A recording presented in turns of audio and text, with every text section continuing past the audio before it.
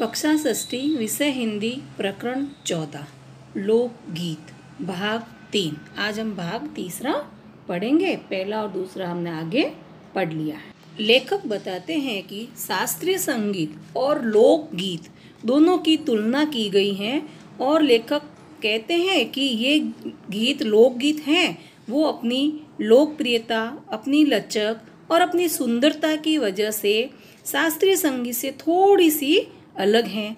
इनको सीखने में बहुत आसान है और इनको सीखने के लिए कोई ट्रेनिंग या किसी की विधिवत साधना की ज़रूरत नहीं होती है। जैसे कि शास्त्रीय संगीत जो है वो बहुत कितने वर्षों तक संगीत सीखते हैं, उनके बाद जाकर उसमें अभ्यास होता है और साधना करते हैं, तब जाकर वो उस संगीत को अच्छी तरीके से गा पाते हैं। और लोकगीत है वो ऐसे हैं कि उनको गाने के लिए, उनको सीखने के लिए कहीं जहाँ चल रहा हो वहाँ हम जाकर बैठ जाएं और ध्यान लगाकर उनको सुनते रहें, ताली बजाते रहें, मन में गुनगुनाते रहें, तो भी हमको थोड़ा थोड़ा तो गाना आ ही जाता है। तो कहते हैं कि लोकगीत हैं वो गांव के लोगों के गीत हैं। ये गाने हैं जो गांव के रहने वाले लोग होते हैं वो इसको गाते हैं, क्योंकि पहले कोई मनोरंजन के साधन नहीं थे, टीवी नहीं था, फ़ोन नहीं था, व्हाट्सएप, फेसबुक नहीं था, तो लोग क्या करते थे, इन गानों के माध्यम से अपना मनोरंजन करते थे।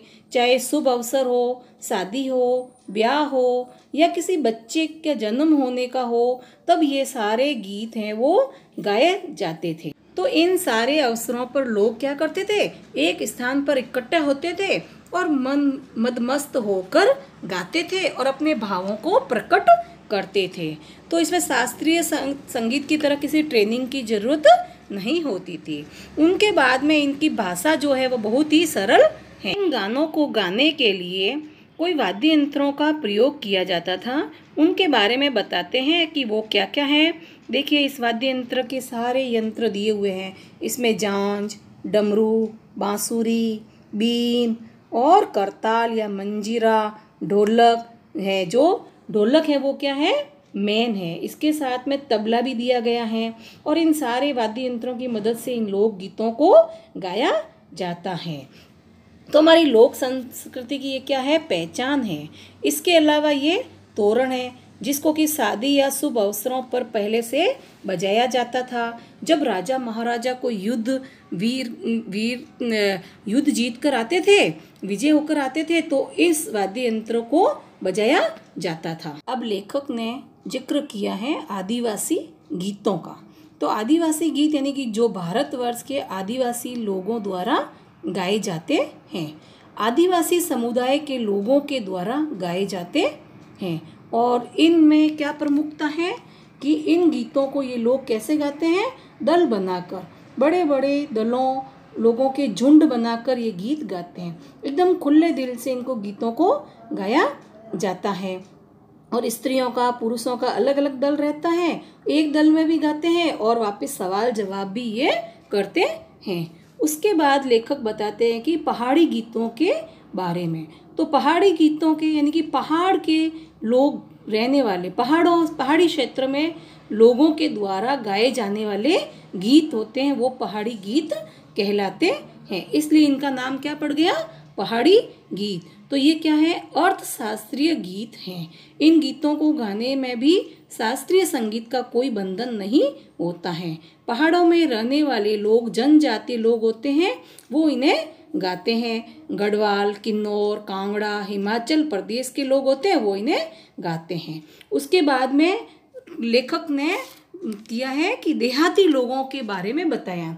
देहाती लोग होते हैं वो कौन कौन से होते हैं, पूर्वी उत्तर प्रदेश, बनारस, कानपुर, पश्चिमी बिहार के लोगों के द्वारा गाया जाता है। वो होते हैं देहाती लोग। वो हर मौसम में के ऊपर गीत बनाते हैं और गीत बनाकर गाते हैं। चैती, कजरी कब गाए जाते हैं, बसंत ऋतु में गाए जाते हैं। उसके अलावा 12मासा गीत होता है वो, जो कि हर साल 12 महीनों की जानकारी देता है, उसके बारे में ये गीत गाया जाता। तो ये सारे गीत है वो क्या हैं, देहाती गीत हैं, जो कि सावन के महीने में गाए जाते हैं।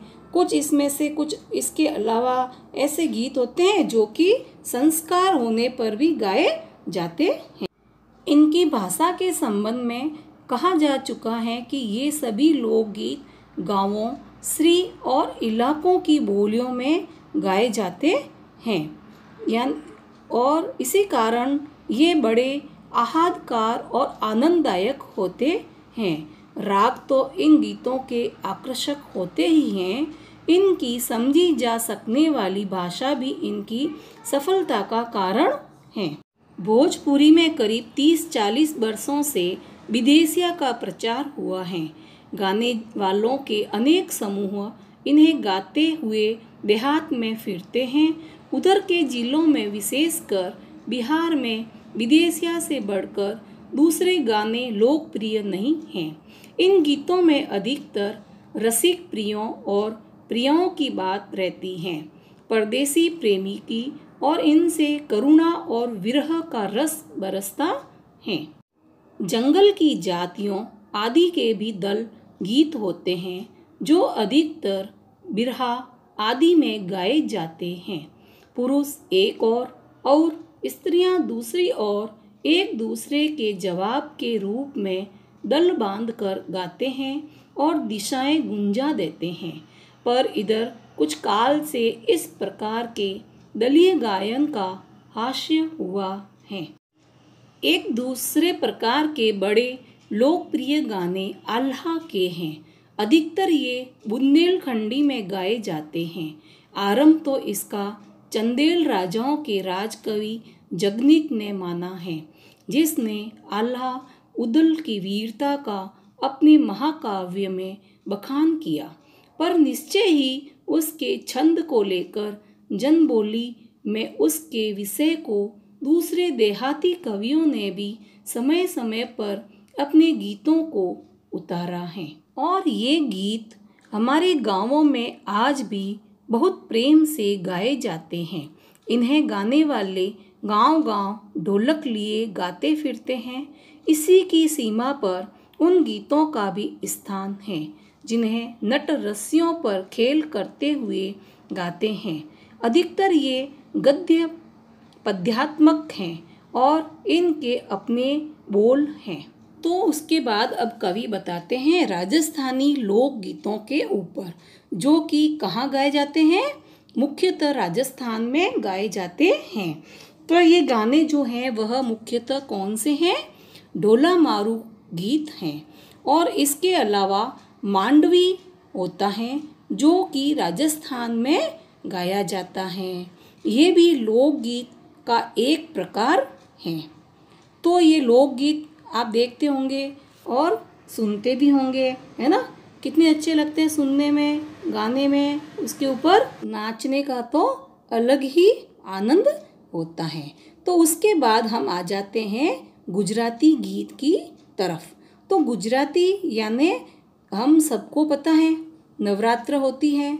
नवरात्र के दिनों में गुजराती समुदाय के लोग क्या करते हैं, माँ अम्बे के गीतों को गाते हैं और गाने के लिए वाद्य यंत्रों की जगह क्या प्रयोग करते हैं, अपने हाथों का प्रयोग करते हैं। ताली बजा बजा कर गाते हैं। और इसी तरह से कई बार क्या होता है, डंडों की मदद से भी वो संगीत उत्पन्न करते हैं। यानी गुजराती लोगों का मुख्यतया क्या होता है, डांडिया और गरबा। डांडिया से खेलते हैं उनको तो डांडिया, और गरबा यानी कि ताली से खेलते हैं उनको बोलते हैं गरबा। तो आप लोग भी खेलते हो ना गरबा, है ना। जब नवरात्रि अभी आने वाली है तो नवरात्रि आते ही हम लोग गरबे दिन भर गुनगुनाते रहते हैं, मोहल्लों में, घरों में, और जहाँ हमारे आस पड़ोस में डांडिया होता है वहाँ हम लोग नाचने के लिए चले जाते हैं। भले हमको डांडिया नाचना न आया हो, लेकिन हम डांडिया लेकर, डांडिया की ड्रेसें पहन पहन के तो हम जाते ही हैं, और मोहल्ले वाले भी आते हैं, है ना। उसके बाद हम आ जाते हैं ब्रज प्रदेश के गीतों के ऊपर। तो ब्रज प्रदेश यानी कि कान्हा जी का प्रदेश, भगवान श्री कृष्ण जी का जन्म हुआ था। तो ब्रज प्रदेश के गीतों के मुख्यतः कौन से गाने आते हैं, रसिया और होली के गीत आते हैं। आप लोग गए होंगे वृंदावन, मथुरा, तो वहाँ क्या है, कृष्ण भगवान का जन्म स्थान, तो वो ब्रज प्रदेश, तो वहाँ के गानों के तो अलग ही आनंद आता है। और जो होते हैं ना होली के गीत, रसिया यानी कि जो होली में महिलाएं पुरुष गाती हैं, वृंदावन में भी होली का बहुत बड़ा उत्सव होता है, और जिनको कि औरतें भी गाती हैं और पुरुष भी गाते हैं, पर प्रमुखतः होली के गानों को महिलाएं ही गाती हैं। तो ये महिलाएं और पुरुष देखिए आप गा रहे हैं, है ना, कलर लगाते रहते हैं और होली के भगवान कृष्ण के गीत गाते हैं फाल्गुन के महीने में। उसके बाद में हम आते हैं भोजपुरी गीतों के ऊपर। तो भोजपुरी गीत वो गीत हैं जो कि कहाँ गाए जाते हैं, बिहार में गाए जाते हैं, और बिहार की मिथिला क्षेत्र में बहुत ज़्यादा ये प्रचलित हैं।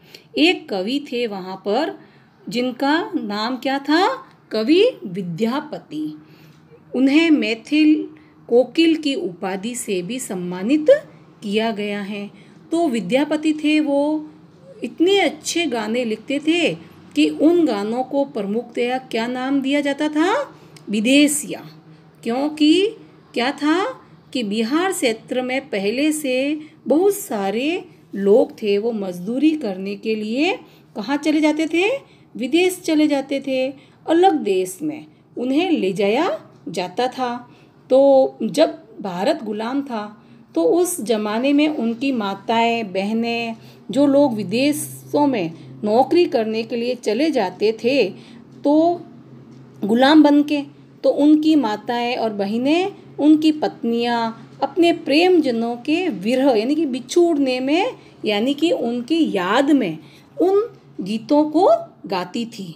तो जिन गीतों को गाती थी उसको किसने लिखा है, विद्यापति जी ने लिखा है, और वो गाने क्या कहलाते हैं, विदेशिया गाने कहलाते हैं।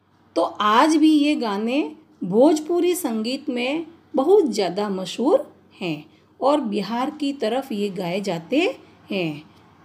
उसके बाद हम आ जाते हैं बुंदेलखंडी गानों पर। तो नाम से पता चलता है ये गाने किस क्षेत्र में गाए जाते हैं, बुंदेलखंड क्षेत्र में गाए जाते हैं। बुंदेलखंड क्षेत्र कौन सा है, आपने पढ़ी है ना, झांसी की रानी कविता अभी आगे हमने पढ़ी थी। तो उसमें लाइन आती है, खूब लड़ी मर्दानी वह तो झांसी वाली रानी थी, बुंदेले हर बोलो के मुँह हमने सुनी कहानी थी।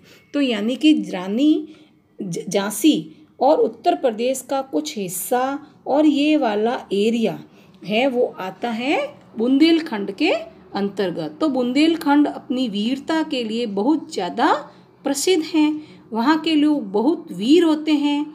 तो आपने उदाहरण देखा है झांसी की रानी का, तो वहाँ पर आल्हा और उद्दल नाम के दो क्या थे, भाई थे, जो कि बहुत ज़्यादा क्या थे, वीर थी, और उनकी वीरता का गान करने के लिए ये दो भाई हैं, आल्हा और ये आ रहा है उद्दल। तो ये दोनों भाई की वीरता का इसमें वर्णन किया गया है। तो उनकी वीरता का गान करने के लिए चंदवंशी राजाओं के जो राज कवि थे उनका नाम क्या था, जगनीक। क्या नाम था, जगनीक। तो उन्होंने क्या लिखा, एक विशेष प्रकार के आल्हा नाम का गीत लिखा और एक विशेष प्रकार के छंद में उस गीत को लिखा। और ये गीत जो होते हैं वो बहुत ज़्यादा उत्साहवर्धक होते हैं, वीरतावर्धक होते हैं। जब युद्ध भूमि में कोई लड़ने के लिए जाता है पुराने समय में, तो ये गाने गाए जाते थे, जिससे उनका साहस और ज़्यादा बढ़ता था और वीरता बढ़ जाए। उसके बाद क्या हुआ कि जगनीक के द्वारा बनाए गए आल्हा के छंद को बहुत सारे लोगों ने और वीरता से भरे हुए गाने लिखे, और इनको क्या कहा जाता है, आल्हा का गाना कहा जाता है। आल्हा नाम के गाने से ये पहचाने जाते हैं। उसके बाद आपके आते हैं बोध प्रश्न। पहला प्रश्न है, चेती, कजरी, धोबिया, कहरवा और बारहमासा ये सारे गीत कैसे हैं। तो उत्तर हैं चेती, कजरी, धोबिया, कहरवा और बारामासा। ये सारे गीत देहाती गीत हैं। प्रश्न दूसरा, पहाड़ी गीत कहाँ गाए जाते हैं? उत्तर हैं पहाड़ी गीत पहाड़ी क्षेत्रों के लोगों के द्वारा गाए जाते हैं। प्रश्न तीसरा, पहाड़ी गीत कैसे गीत हैं? उत्तर, पहाड़ी गीत अर्थशास्त्रीय गीत हैं। प्रश्न चौथा, आदिवासी गीत कहाँ कहाँ पर गाए जाते हैं? उत्तर हैं आदिवासी गीत मध्य प्रदेश, दक्कन, छोटा नागपुर के गोंड खांड, ओराव, मुंडा, भील संथाल जगह पर गाए जाते हैं। अब आपके अभ्यास प्रश्न। पहला प्रश्न है, पर सारे देश के अपने अपने विद्यापति हैं, इस वाक्य का क्या अर्थ है? पाठ पढ़कर मालूम करिए और लिखिए। प्रश्न दूसरा है, क्या लोकगीत और नृत्य सिर्फ गांवों या कबीलों में ही गाए जाते हैं? शहरों के कौन से लोकगीत हो सकते हैं? इस पर विचार करके लिखिए। है भाषा की बात। पहला प्रश्न, बारहमासा गीत के साल में 12 महीनों का वर्णन होता है। इस पाठ में विभिन्न अंकों से जुड़े हुए कुछ शब्द दिए गए हैं। इन्हें पढ़िए और अनुमान लगाइए कि इनका क्या अर्थ है और वह अर्थ क्यों है। को ये सारे प्रश्न भाषा की बात, अभ्यास प्रश्न, बोध प्रश्न सारे करने हैं। इसका आगे वाला भाग हम कल पढ़ेंगे।